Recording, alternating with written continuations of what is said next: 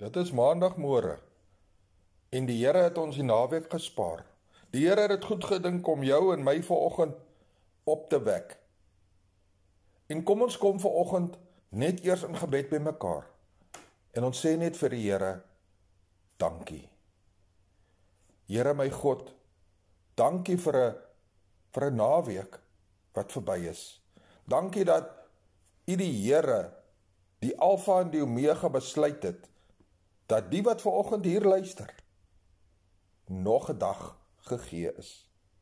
Here, hierdie dag is nie gegee om allerhande wêrelds dinge na te volg nie. Hierdie dag is nie gegee om met alle stoutighede besig te raak nie. Maar hierdie dag is gegee om besig te raak met die dinge van Jesus. Die dinge van die Godheid. Sodat ons disippels kan maak van alle nasies. Baie welkom en mag die Here vir u seën met hierdie boodskap vanoggend. Die opskrif van my boodskap vanoggend is: hoe wandel ek in die Gees? Hoe beheer ek my vlees? En hoekom val ons soms terug in dieselfde sonde, soos byvoorbeeld skindervloek en wêreldsverleidings? Daar's baie van hulle. Weet jy wat? U het al soveel keer gebid en bely, ek gaan nie weer sonde doen nie. Maar dan gebeur dit net weer. Dit is nie dat jy nie God lief het nie, of dat jy jou rug heeltemal op die woord gedraai het nie. Dit gebeur net soms. Waarmee voed ons gees? Kom ons wees gou eerlik met mekaar vanoggend. As jy in die oggend wakker raak, wat sal die eerste wees wat jy doen tussen twee dinge?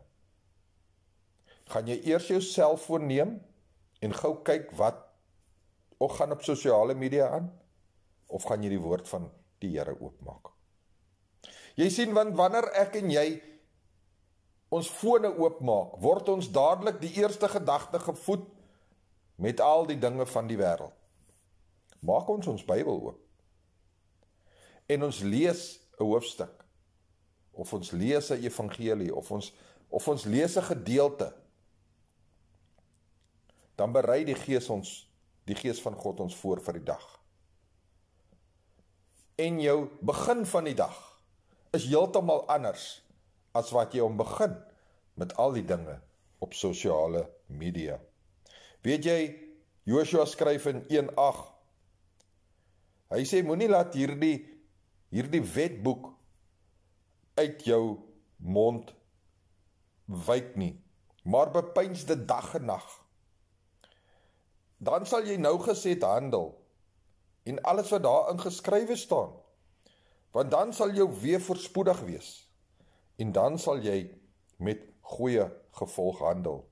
In ander woorde, in vandag, as 'n Nuwe Testamentiese gelowige, het ons hierdie wetboek, die 10 gebooie is vergeestelik binne ons. Ons kan nie hierdie wet onderhou nie. Niemand van ons is so perfek nie. Maar ons bepeins dit, ons dink daaraan, ons probeer dit so ver as moontlik toepas onder die leiding van God se Gees. Jy sien, die probleem is, jou vlees binne jou wil sonde doen. Dit wil wêreldsdinge navolg. Jou wedergebore gees wil die woord doen. Johannes 6 vers 33 sê, dit is die Gees, hoofletter Gees, wat lewend maak. Die vlees is van geen nut nie. Die woord wat ek, Jesus, tot julle spreek, is gees en is lewe. Ou Paulus skryf in Galasiërs 5:17, hy sê, want die vlees begeer teen die gees, en die gees teen die vlees, en hulle staan teenoor mekaar, sodat julle nie kan doen wat julle wil nie. Soek intimiteit met die Here, en jy help om jou vlees te onderdruk. Hoe meer gebed en woord, hoe minder vlees beheer en hoe meer geesbeheer in jou gees. Hoe kan ek dit volhoubaar maak? Hoe kan ek verseker weet? Hoe meer ek iets doen, hoe minder van die vlees.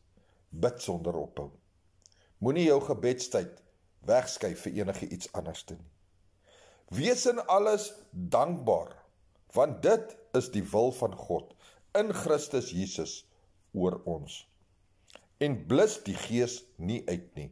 1 Tessalonisense 5:17-19. Galasiërs, Paulus skryf in Galasiërs 5:24 en hoor gou hierso. Maar die wat aan Christus behoort, het die vlees met sy hartstogte en begeerlikhede gekruisig. Soek Christus met jou hele hart en nie net sekere gedeeltes wat u wil nie. Maar alles van en in jou moet aan hom behoort, moet hom soek. Jy moet wil met die Here Jesus Christus praat. Ek is pastoor Gary.